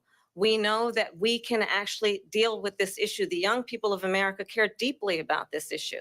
And I am proud that as vice president over the last 4 years, we have invested $1 trillion in a clean energy economy, while we have also increased domestic gas production to historic levels. We have created over 800,000 new manufacturing jobs while I have been vice president. We have invested in clean energy to the point that we are opening up factories around the world. Donald Trump said he was going to create manufacturing jobs. He lost manufacturing jobs. And I'm also proud to have the endorsement of the United Auto Workers and Sean Fain, who also know that part of building a clean energy economy includes investing in American-made products, American automobiles. It includes growing what we can do around American manufacturing and opening up auto plants, not closing them like happened under Donald Trump. Vice President Harris, thank you. That didn't happen under Donald Trump. Let me just tell you, they lost 10,000 manufacturing jobs this last month. It's going, they're all leaving. They're building big auto plants in Mexico, in many cases owned by China. They're building these massive plants, and they think they're going to sell their cars into the United States because of these people. What they have given to China is unbelievable, but we're not going to let that. We'll put tariffs on those cars so they can't come into our country, because they will kill the United Auto Workers and any auto worker, whether it's in Detroit or South Carolina or any other place. What they've done to business and manufacturing in this country is horrible. We have nothing because they refuse. You know, Biden doesn't go after people because supposedly China paid him millions of dollars. He's afraid to do it between him and his son.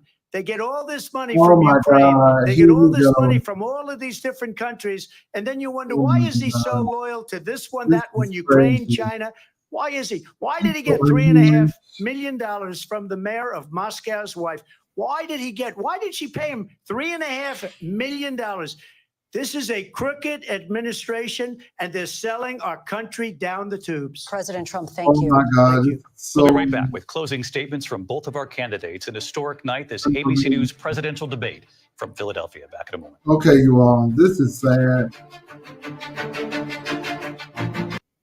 This is sad. You all. I mean, real talk. It's awful. This is awful.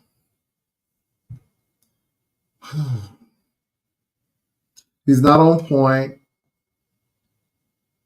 He overtalks her. He shuts her up, but he can overtalk her. And I know they're letting him talk because he's unhinged, but it's so rude. And it's a mess. It's a mess. It's a mess. He's terrible.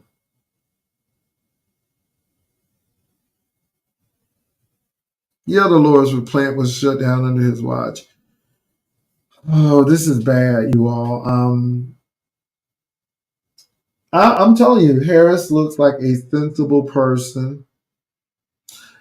She is talking about policy. She is quoting what he said. He's just throwing stuff at the wall. They're fact checking him right on the spot. He keeps using the same old talking points.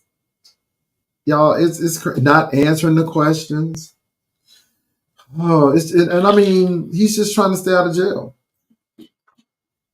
He's just trying to stay out of jail. This is terrible.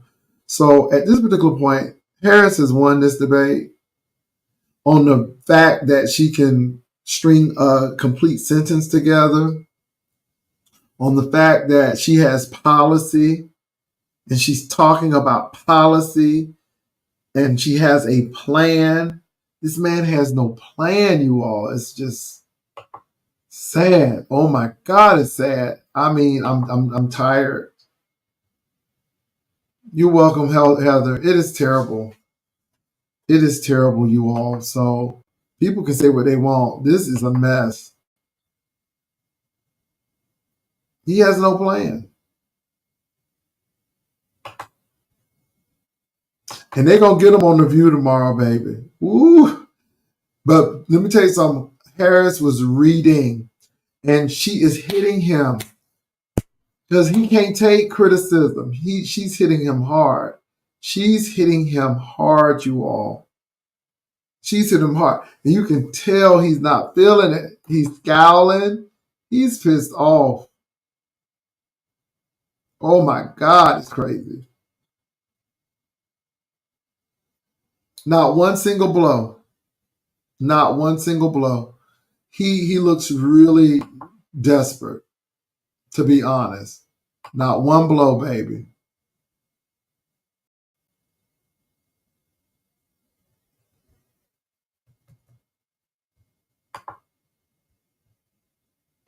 Let me see if it's back on. Okay. He does. He looks very angry. He looks very unhinged. He looks crazy out there. Okay, I think they're coming back on, y'all.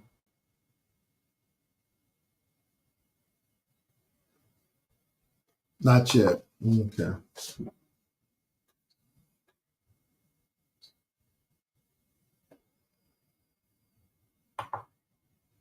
We're coming up in a few minutes. They're still doing commercials, you all. Not a problem, Precious. This is terrible.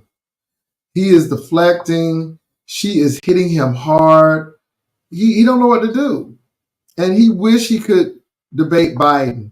But this ain't Biden. And she made that quite clear. She said, I'm running for president. Okay. She's like, I am running for president. Not not Joe Biden. I'm the one.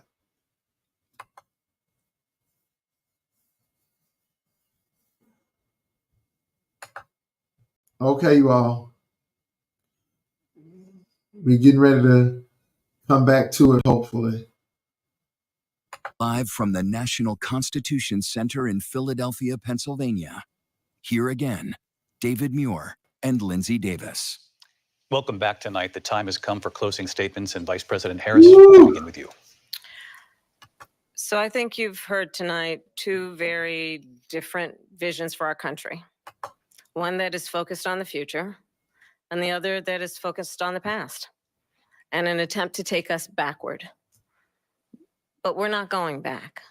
And I do believe that the American people know we all have so much more in common than what separates us. And we can chart a new way forward.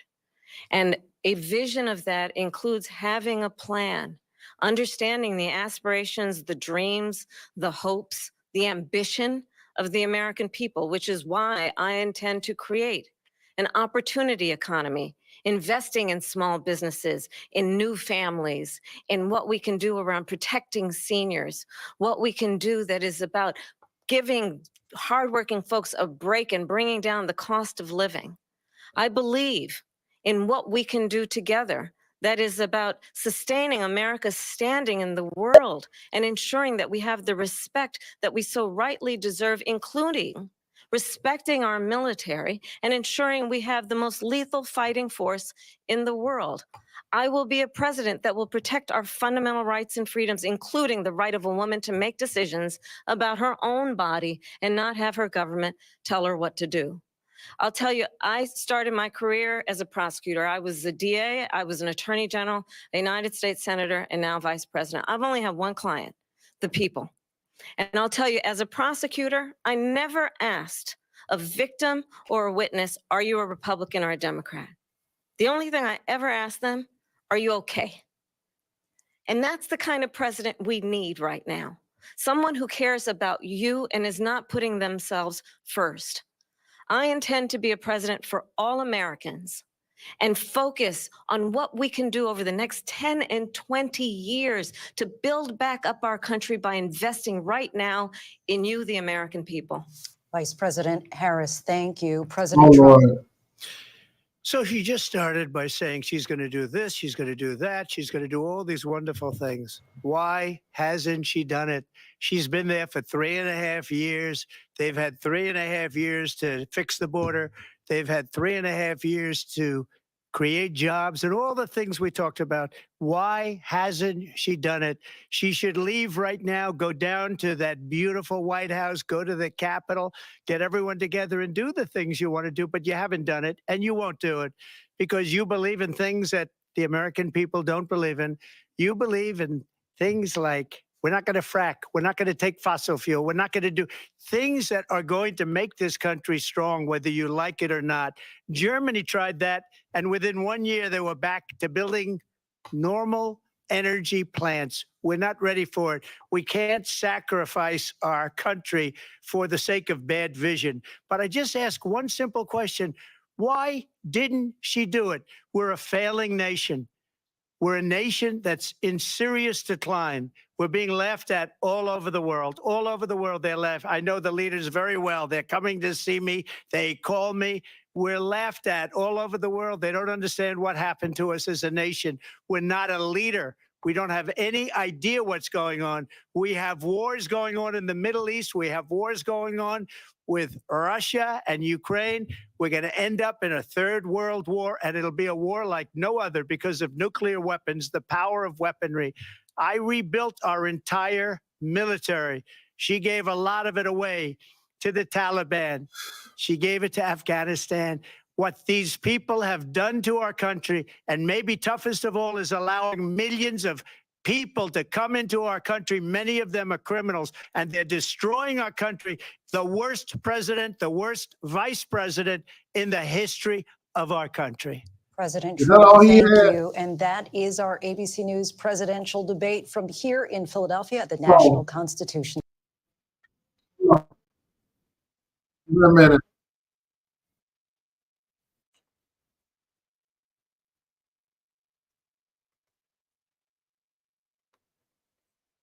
I'm Lindsay Davis. And I'm I David turn to Muir. Thank you for watching MSNBC, here in the U.S. and and then all I'm over gonna the look world, at and from all Fox. of us here at ABC News. Good night. I'm gonna look at Fox. This is MSNBC, honey. I want to see what Joy Reid them gonna say. Let me go to Fox, because I know Fox is gonna be saying something totally different too. Harris won. I'm sorry, Harris won that. Harris won that debate. I want to see what Fox got to say.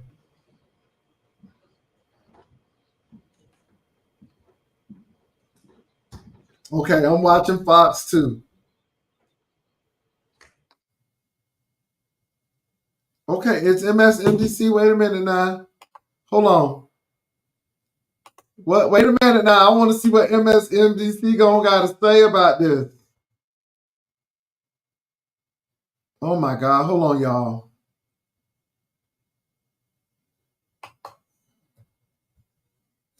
Harris won this, you all. I'm sorry. I don't care what nobody say. Harris won this. Yeah.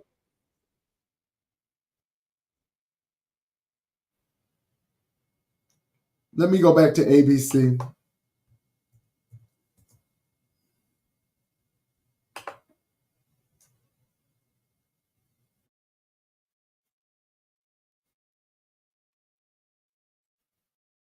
Mm-hmm. Hold on.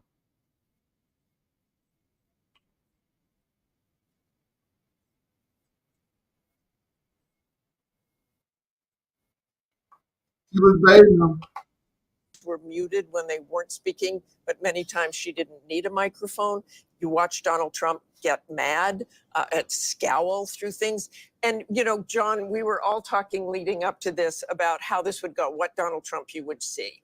I think he had a plan for talking about what he saw as a next term, but then he was talking about rumors about people eating their neighbors' pets. So it really devolved into that. I mean, look, Kamala Harris didn't really explain some of the big questions that were out there about why she changed her policy views on so many things.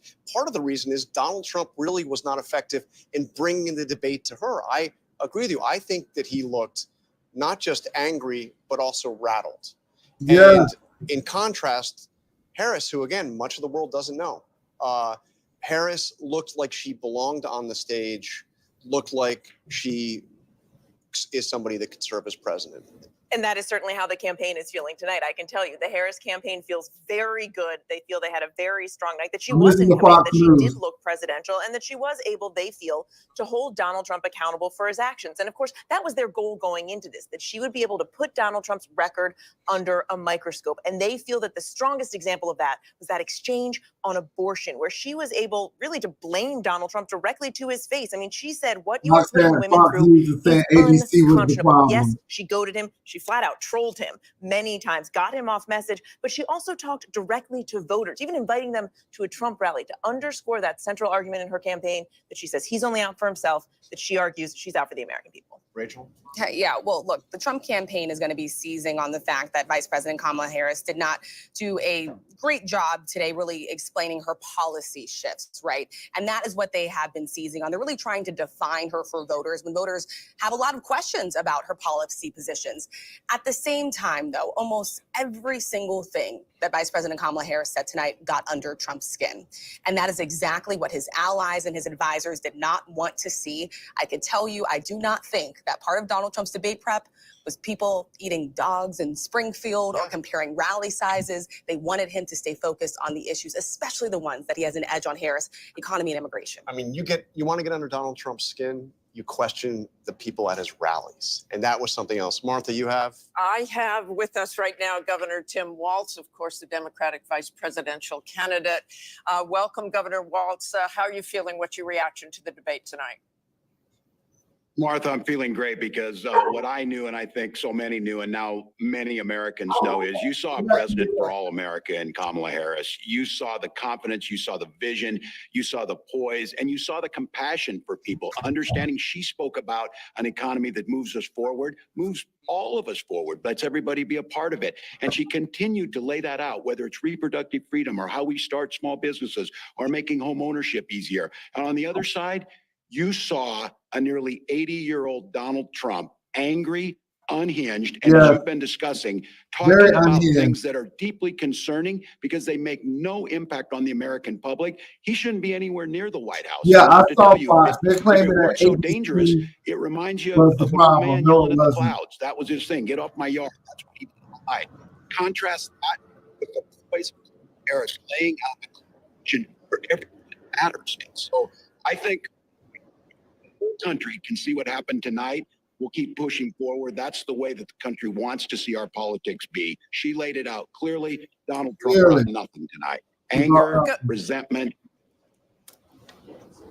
Governor Walz, I do want to ask you, she did not answer questions on abortion restriction. She never really answered that question. Can you clear that up where the Harris-Walz ticket stands on that?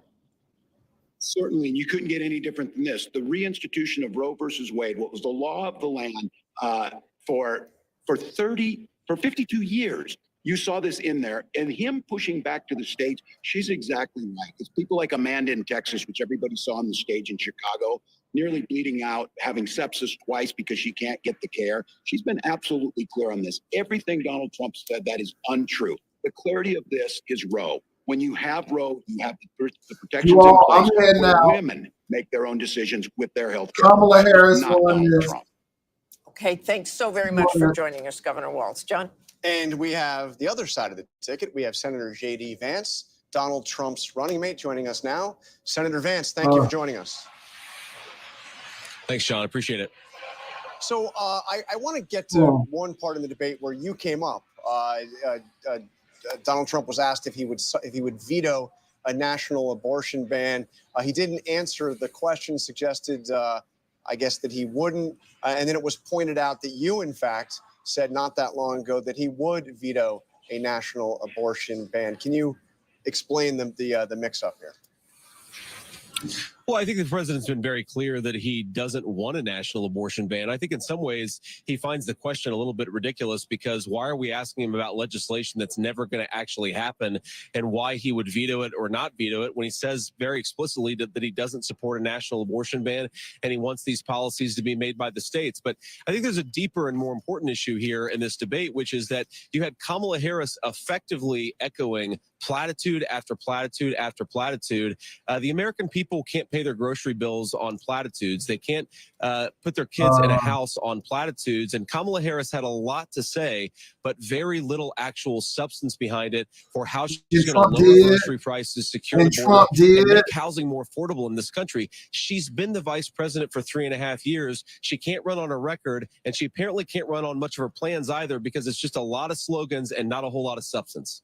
But Senator Vance, why won't he just say that he would veto the national abortion ban? And by the way, had you spoken to him about it before you were put in a position to answer that question?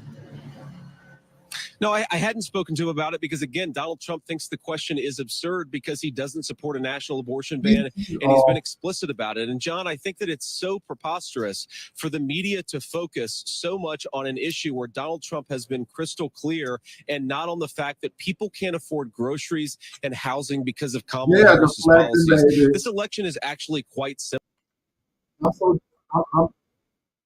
I am so done with this gaslighting. Kamala Harris won this debate. She won it on the mere fact that she had a plan. She won it on the mere fact that she actually put Donald Trump on notice. She quoted him. She trolled him. He became unhinged.